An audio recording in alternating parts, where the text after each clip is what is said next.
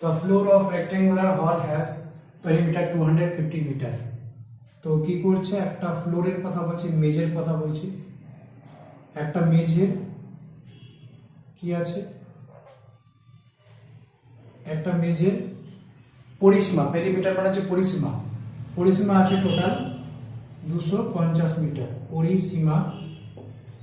পরিসীমা হচ্ছে 250 মিটার, ঠিক আছে, 250 মিটার। এবার চারটা দেওয়াল রং করতে খরচ হচ্ছে 15,000 টাকা, আর প্রতি বর্গ মিটারে খরচ হচ্ছে 10 টাকা। তাহলে 10 টাকায় রং হচ্ছে 1 বর্গ মিটার, ঠিক আছে। এটাকে যদি ঐকিক নিয়মে সলভ করি আমি, 1 টাকায় রং হবে 1/10 বর্গ মিটার। 15,000 টাকায় রং হবে 1/10 ইন্টু 15,000 মানে সমান 1500 বর্গ মিটার, ঠিক আছে। কি বলছে, the floor of a rectangular hall has perimeter 250 metre. একটি ঘরের মেঝের পরিসীমা হচ্ছে 250 মিটার। ইফ যদি দ্য কস্ট অফ পেইন্টিং, রং করার খরচ, the four walls at the rate of 10 rupees per square metre, যদি ঘরটিকে রং করতে বা চারটা দেওয়ালকে রং করতে খরচ হয় কত, প্রতি 10 টাকা বর্গ মিটার হিসাবে মোট 15,000 টাকা। The height of the hall, তাহলে ঘরের উচ্চতা কত, ঠিক আছে। তো ঘরের উচ্চতা মনে করি এটি ঘরের মেঝেটা, তো মেঝের কি আছে, একটা দৈর্ঘ্য আছে, দৈর্ঘ্যকে আমি ধরছি L, একটা প্রস্থ আছে, প্রস্থকে ধরছি আমি B।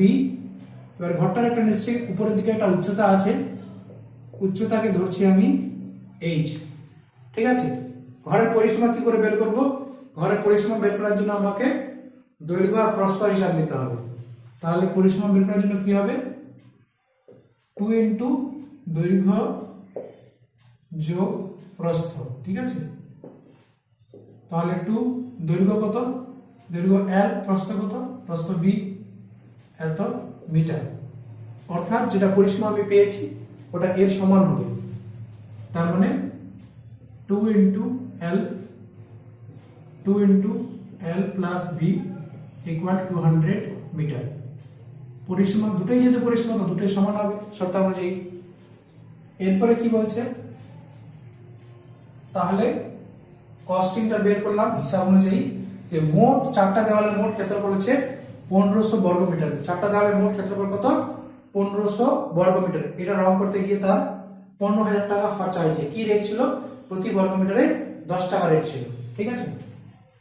এবার কি করব, আমি চারটা দেওয়ালের ক্ষেত্রফল বের করব এই যে জিনিসগুলো ধরেছি সেই অনুযায়ী। তাহলে যদি আমি চারটা দেওয়ালের ক্ষেত্রফল ধরি, তাহলে 4 দেওয়ালের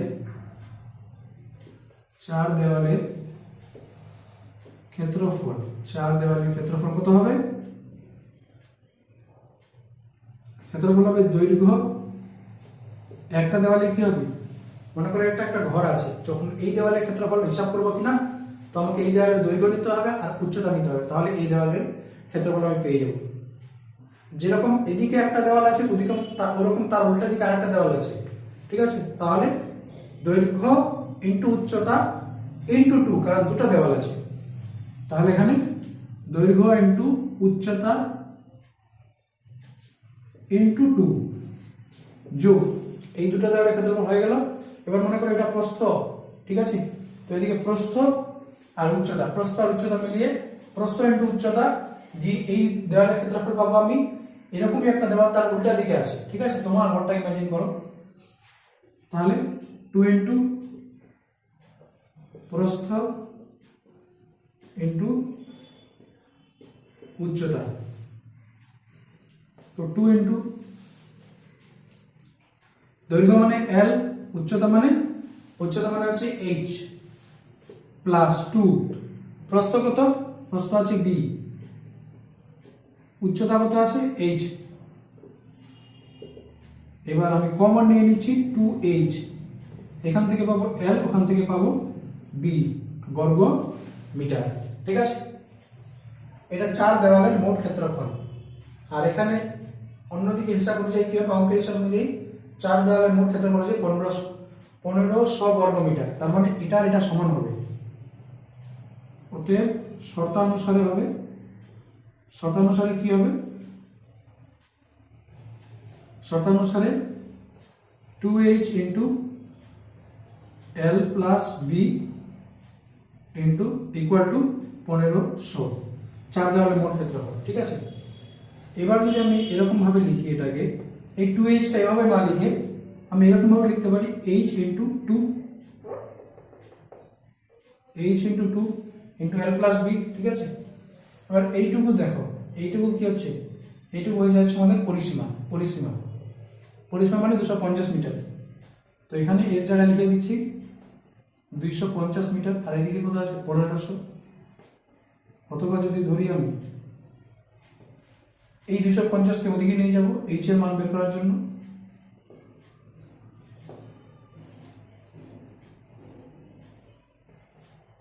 পনেরোশো বাই 250, 6 বার যাবে, 25 × 150।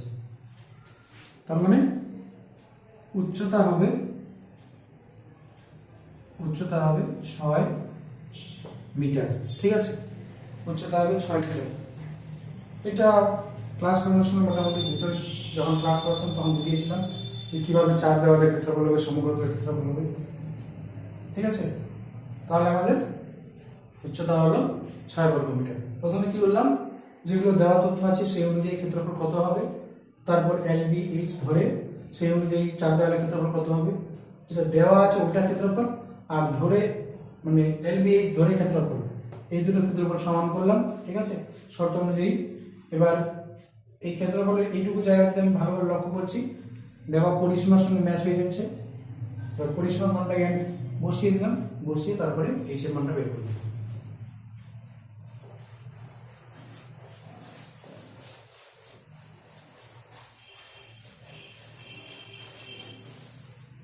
এবার এখানে আছে which is not true, কোনটা সঠিক নয়। এখানে অ্যানসার হলো 6 মিটার, কোনটা সঠিক নয়। Every natural number is a whole number, প্রত্যেকটা ন্যাচারাল নাম্বার কত হবে, 1 2 3 থেকে অসীম অবধি ন্যাচারাল নাম্বার। ঠিক আছে, স্বাভাবিক সংখ্যা। তো প্রত্যেকটা ন্যাচারাল নাম্বার কি হবে, আর হোল নাম্বার মানে কি হবে, এই স্বাভাবিক সংখ্যার সঙ্গে শুধু শূন্য যোগ করতে হবে, 0 1 2 3 ইত্যাদি ইত্যাদি। তাহলে প্রত্যেকটা ন্যাচারাল নাম্বারই এখানে আছে। তার মানে কি হবে, প্রত্যেকটা ন্যাচারাল নাম্বার হোল নাম্বার হবে। তো 1 নম্বর স্টেটমেন্ট ঠিক আছে, every natural number is a whole number, every integer is a whole number, প্রত্যেকটা ইন্টিজারই হচ্ছে একটা হোল নাম্বার। দেখো হোল নাম্বারের মধ্যে কিন্তু -1 -2 এসব নেই। ঠিক আছে, কিন্তু ইন্টিজারের মধ্যে আছে, ইন্টিজারের মধ্যে অসীম থেকে অসীম পর্যন্ত, -2 -1 এদিকে অসীম পর্যন্ত, 0 1 2 3 এদিকে অসীম পর্যন্ত, এটা হচ্ছে ইন্টিজার নাম্বার। ঠিক আছে, তো -2 ইন্টিজার নাম্বার। ঠিক আছে, ইন্টিজার নাম্বার সেটা ঠিক আছে, কিন্তু হোল নাম্বার নয়। -2 হোল নাম্বারের মধ্যে আমরা দেখতে পাচ্ছি না।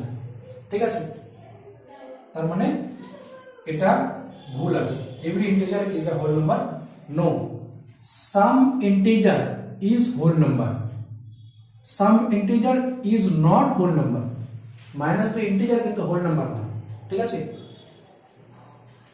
এরপরে every natural number is an integer, প্রত্যেকটা ন্যাচারাল নাম্বার এই যে 0 1 2 3 থেকে অসীম অবধি এগুলো সব ইন্টিজারের মধ্যে পড়ছে, অসীম অবধি। হ্যাঁ ঠিক আছে, প্রত্যেকটা ন্যাচারাল নাম্বার ইন্টিজারের মধ্যে আসছে, তো এটা আমাদের সঠিক।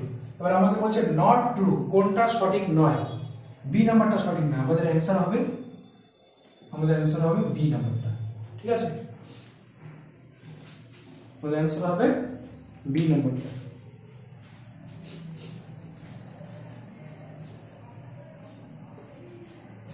আচ্ছা, এটা হচ্ছে টিআর 2, 15ই ডিসেম্বর 23-এ পরীক্ষা হয়েছিল 11-12 জিএস এর ম্যাথ কোশ্চেন, ঠিক আছে। এরপরে 3 নম্বর, the average of 7 consecutive numbers is 20, the largest number is 23। বলছে 7টা consecutive মানে পরপর, consecutive মানে পরপর। তো এখানে সর্বোচ্চ নম্বরটা হবে 23 অ্যানসারের মধ্যে। দেখো 23, 22, 21, 20, 19, 18, 17, ঠিক আছে। এই 7টা হচ্ছে আমাদের কনসেকিউটিভ নাম্বারস। এই 7টা পরপর সংখ্যার গড় হবে তোমার 20। 19 আর 21 যদি করো দুটা হয়ে গেল, 18 আর 22 20 হবে, 17 আর 23 20 হবে।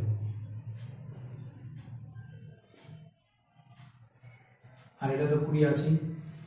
এই 7টা পরপর সংখ্যার যোগফল তাকে 7 দিয়ে ভাগ করলে অ্যাভারেজ পাবো আমি 20।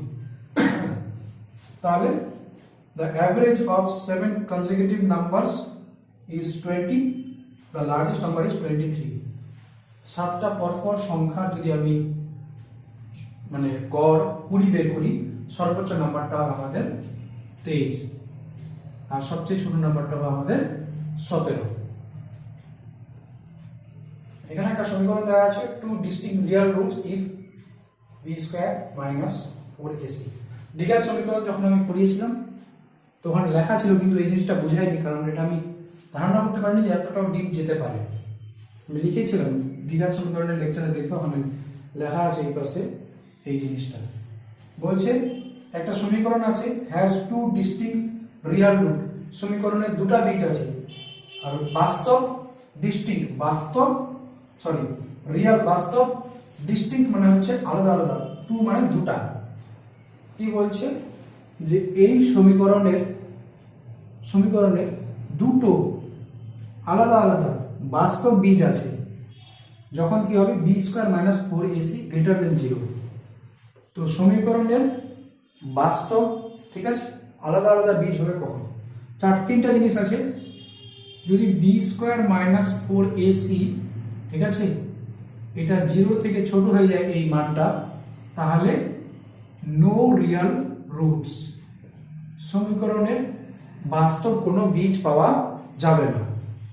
যদি b square minus 4ac equal 0 হয়, তাহলে সমীকরণের বাস্তব বীজ পাওয়া যাবে, কিন্তু কি হবে, বীজ দুটো একই হবে, সেম বা ইকুয়াল, সেম রিয়াল রুটস, দুটা বীজই একই হবে, আর এখানে b স্কয়ার মাইনাস 4ac যদি 0 থেকে বড় হয়, তাহলে 2 রিয়াল রুট, দুটো বাস্তব বীজ থাকবে, আর বীজগুলো হবে আলাদা আলাদা, ইকুয়াল টু রিয়াল রুট। আর এখানে 2 রিয়াল রুট ডিস্টিংক্ট, ঠিক আছে। একটু সেন্টেন্সটা মানে শব্দের সাথে সাথে এটা হয়ে গেল। যদি b স্কয়ার মাইনাস 4ac এটা 0 থেকে বড় হয়, এর মানটা যদি 0 থেকে বড় হয়, তাহলে সমীকরণের বীজদ্বয় দুটো হবে, বাস্তব হবে, আর বীজগুলো আলাদা আলাদা হবে। আর যদি b square minus 4ac equal 0 হয়, তাহলে সমীকরণের বীজদ্বয় বাস্তব হবে এবং ইকুয়াল হবে, সমান হবে, ঠিক আছে।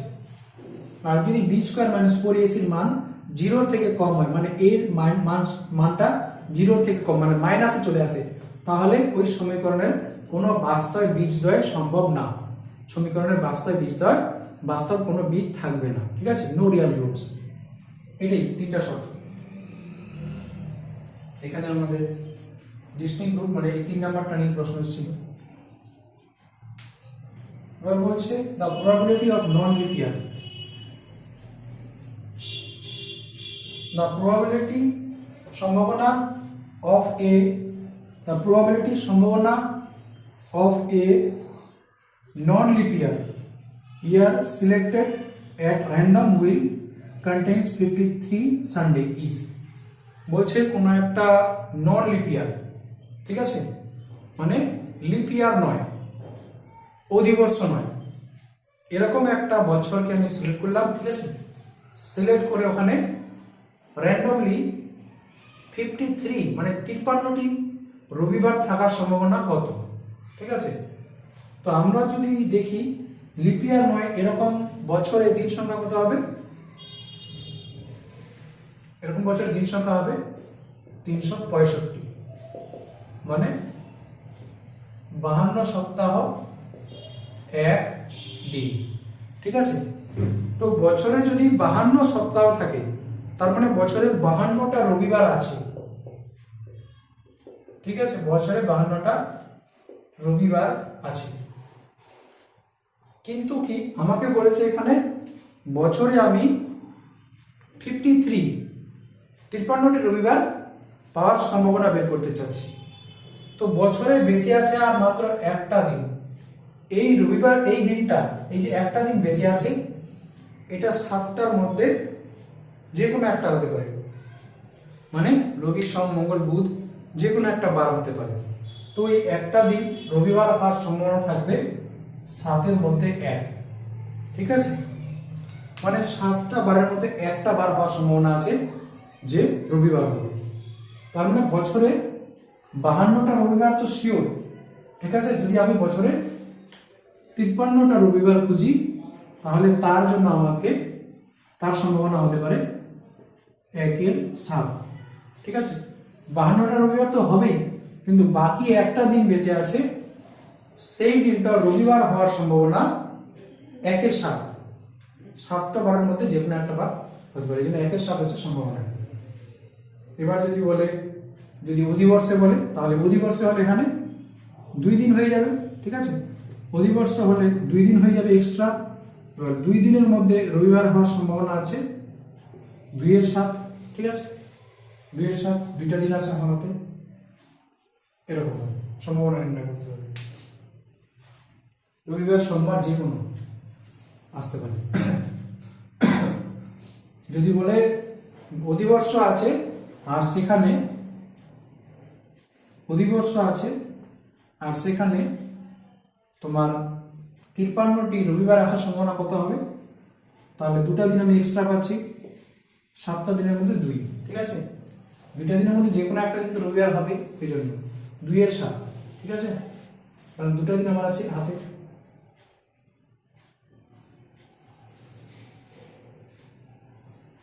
এছাড়াও এখানে যদি বলে সোমবারের সম্ভাবনা, তাহলে যদি বলে নন লিপিয়ারের সম্ভাবনা, সোমবারের সম্ভাবনা তাহলেও 1/7, যদি বলে মঙ্গলবারের সম্ভাবনা তাহলে 1/7, এরকম। আর যদি বলে লিপিয়ারে,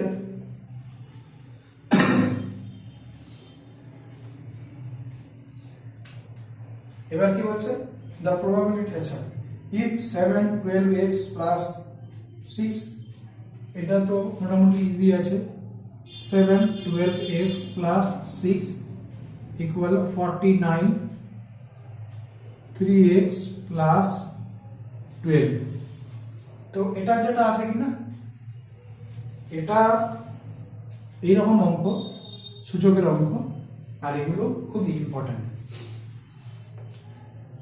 মানে একটা মনে হচ্ছে আসবেই। এখানে এদিকে 7 আছে কিনা, তো সলভ করার জন্য এদিকেও 7 নিয়ে আসার চেষ্টা করবো। আর দেখতেই পাচ্ছি 49 কি 7-এর স্কয়ার, আর এখানে অলরেডি কি আছে পাওয়ারে 3x প্লাস 12। যখন নিধান দুটো একই আছে ওতে ঘাতের সূচকগুলো সমান হবে বা ঘাতগুলো সমান হবে, এটা আর এটা একই আছে কিনা, তার মানে 12x plus 6 2 into 3x plus 12, এখানে 12x প্লাস 6 3 দিয়ে 6x প্লাস 12 দিয়ে 24 হলো।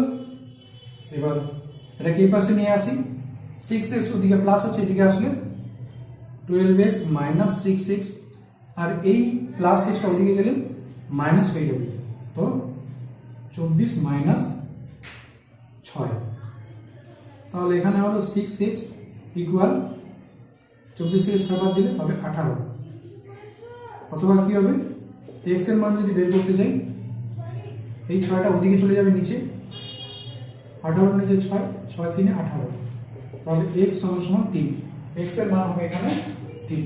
এটা হচ্ছে আমাদের সূচকের অঙ্ক।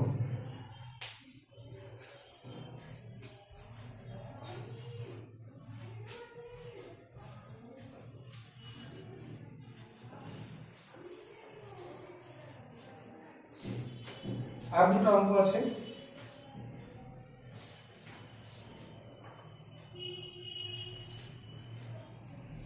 বলছে Mohan can do a bit of work 25 days. Mohan একটা কাজ করতে পারে 25 দিনে, ঠিক আছে, which can be completed by Sohan in 20 days। সোহান সেই কাজটাকে করে 20 দিনে। এবার both together labor for 5 days, দুইজনে কাজ করলো 5 দিন, and afterward Mohan leaves off. এরপরে মোহন আর কাজ করছে না, চলে গেল। Sohan take complete to remaining the work. বাকি অবশিষ্ট কাজটাকে করতে সোহানের কতদিন সময় লাগে। এখানে গুরুত্বপূর্ণ বিষয় কি, অঙ্ক তো লিখে নিলাম, বলছে Sohan take complete the remaining work, যে বাকি কাজটি রয়েছে সেটি সম্পন্ন করতে কতদিন সময় লাগবে। এখানে বলেনি যে মোট কাজটি করতে তাদের কতদিন সময় লাগলো, তাহলে উত্তর অন্য হতো। তো দেখো এরকম অঙ্ক শর্টকাট এভাবে করা যায়। মোহন কত করছে 25, সোহান কত করছে 20, 25 আর 20 লসাগু নিব আমি, 5 5 25, 5 4 20, 5 25 25 100, লসাগু পেলাম আমি 100, লসাগু 100 পেলাম কিনা 100টাকে এখানে লিখবো মাঝখানটায়, লিখে মোহন কতটা কাজ করে এখানে করে, মোহন করে 4, 25 4 100, আর সোহান করে একদিনে 5 অংশ। যদি কাজটা মোট অংশ হয় 100 কিনা, তাহলে মোহন কাজ করে 4, সোহান কাজ করে 5 অংশ। এটা শর্টকাট মেথড মনে রাখার জন্য। কি এই দুটো লসাগু করতে হবে, দিয়ে এটাকে মোট কাজ ধরতে হবে। এই মোট কাজটা মোহন একদিনে করে 4 অংশ, সোহান একদিনে করে 20 অংশ। জিনিসটা আবার বোঝার জন্য আমি বলি, একদিনে এই 4 অংশ করছে কিনা, তাহলে 25 দিনে 25 4 100 অংশ কাজ করে নিচ্ছে, ঠিক আছে। এই একদিনে 5 অংশ করছে কিনা, তো 20 দিনে 5 20 100 কাজ করে নিচ্ছে, ঠিক আছে। এভাবে এটাকে শর্টকাট পদ্ধতিতে সলভ করা হয়। এবার মোহন আর সোহান মিলে, মোহন প্লাস সোহান যদি কাজ করে, তো মোহন কত কাজ করবে 4 অংশ, সোহান কাজ করবে 5 অংশ, ঠিক আছে। 4 5 9 অংশ কাজ করবে। দুজনে মিলে কাজ করলো 5 দিন, তার মানে 9 গুণ 5 45 অংশ কাজ করে নিচ্ছে। মোট কাজের অংশ হচ্ছে 100, সেখান থেকে বাদ দিলাম আমি 45, থাকলো কত 55, ঠিক আছে। তো এবার সোহান একদিনে করে 5 অংশ, তো মোহন তো চলে গেছে, মোহন ফাঁকি মেরে দিয়েছে, সোহান একাই কাজটা করবে। সোহান 55 অংশ কাজ করবে, 5 11 55, 11 দিনে বাকি কাজটা সম্পন্ন করবে, ঠিক আছে। এই যে একদিনে 5 অংশ করছে, তার মানে 5 11 কত হবে 55, তো সোহান 11 দিনে কাজটাকে সম্পন্ন করবে, ঠিক আছে। সোহান 11 দিনে কাজটাকে সম্পন্ন করবে। তো remaining work will be done by Sohan in 11 days. 11 দিনে কাজটিকে সোহান সম্পন্ন করবে।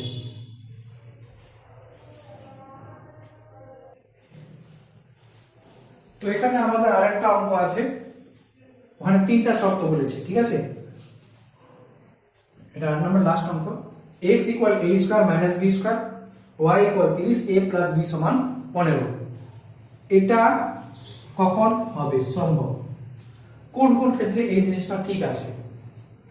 এখানে আমাদের একটা অপশন দিয়েছি, কি বলছে, if x equal a square minus b square, y equal 30 and a plus b equal 15, then what is true? তাহলে যদি এরকম হয়ে থাকে তাহলে নিচের কোনটা সত্য? বলছি x is lesser, মানে x এর মানটা হবে ছোট কার কাছ থেকে? y এর থেকে, যদি a সমান b হয়। আমাদের এক নম্বর অপশন বলছে এটা, এই নাম্বার অপশন বলছে x ছোট হবে y এর থেকে যদি a সমান b হয়। ঠিক আছে, তো ঠিক আছে আমি দেখছি, যদি a সমান b হয়, মানে a সমান যদি b হয়, ঠিক আছে, তাহলে a সমান b হলে কি হবে? a সমান b, b, b সমান a, a সমান b, b মানে a মানে কি? a সমান b কি না, b সমান a, তো b এর জায়গায় আমি a লিখে দিতে পারি, যেহেতু b সমান a, b সমান a, a সমান b, তো b এর জায়গায় আমি a লিখে দিতে পারি, সমান কি হচ্ছে 15, তার মানে এখানে 2a, a আর a যোগ করলে হবে 2a, 2a সমান হলো 15। ঠিক আছে, তাহলে a সমান কত হবে? 15/2 হবে কি না? মানে এর মান হচ্ছে 15/2 আর b এর মান হচ্ছে 15/2, মানে হাফ হাফ। তো এই অনুযায়ী কি হবে? এই অনুযায়ী যদি আমি বসাই x এর জায়গায় a এর মান যা আছে, a এর মান আছে 15/2, তার স্কয়ার, b এর মান কত আছে? 15/2 তার স্কয়ার, সমান কি হবে? 0। তার মানে x এর মান আসলো 0। তাহলে এখানে কি হচ্ছে? x ছোট হয়ে যাচ্ছে y এর থেকে, কারণ x এর মান 0, y এর মান হচ্ছে 30, এটা আমাদের অঙ্কে দেওয়া আছে।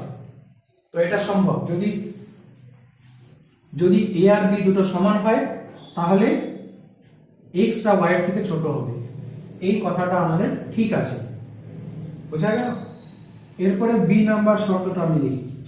b নাম্বার বলছে x is greater than y, বলছে x হচ্ছে বড় কার থেকে? y এর থেকে বড় হবে যদি a বড় হয় b এর থেকে। ঠিক আছে, বলছে যদি a b এর থেকে বড় হয়, a b এর থেকে বড় হয় তাহলে x y এর থেকে বড় হবে। তো a প্লাস b 15 আছে কিনা, তো আমি মনে করলাম a মানে 10 আর b মানে 5 হচ্ছে কিনা, তার মানে a প্লাস b সমান 15, তার মানে a এর জায়গায় 10, b এর জায়গায় 5, 15। ঠিক আছে, তাহলে আমি ধরলাম a এর মান 10, b এর মান 5, তার মানে কি হচ্ছে? a এর মান বেশি, b এর মান কম হলো। তো এবার কি বলছে, যদি এটা হয় তাহলে এটা হবে কিনা, x এর মান y এর থেকে বড় হবে কিনা। ঠিক আছে, এবার এখানে আমি মান বসাই, x মানে কত আছে? x মানে a square minus b square, তো এর মান কত ধরেছি আমি? 10, 10 এর স্কয়ার, b এর মান ধরেছি 5, 5 এর স্কয়ার, 10 10 এ 100, 5 5 এ 25।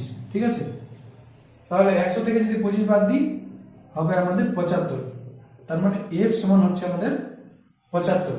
ঠিক আছে, ঠিক আছে। তো এবার তাহলে x এর মান হচ্ছে আমাদের, x এর মান বেশি হয়ে যাচ্ছে y এর থেকে, x এর মান হয়ে যাচ্ছে 75 আর y এর মান 30 ছোট, তো এটা তো সম্ভব আছে।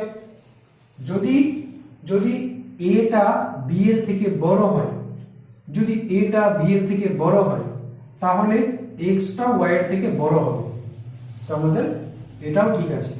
এখানে আমাদের অ্যানসার হবে মোর দেন 1 আর কারেক্ট, মানে ডি নাম্বার অপশনটা। ঠিক আছে, মোর দেন 1, মোর দেন 1,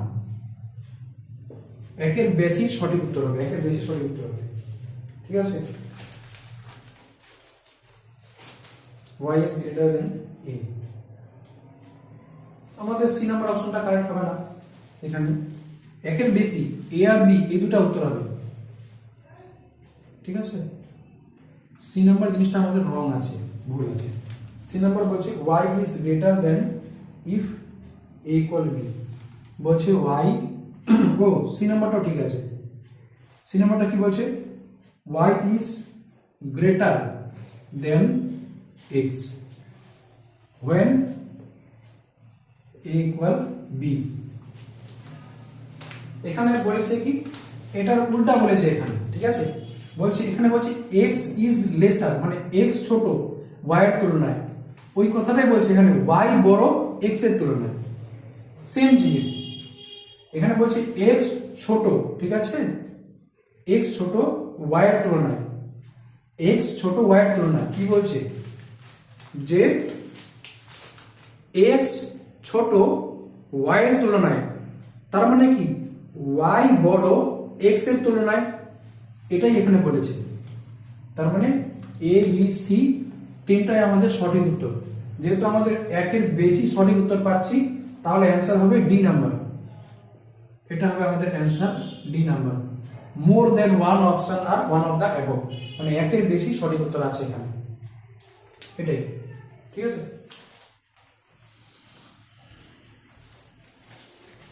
কোনো ডাউট থাকলে সেটা গ্রুপে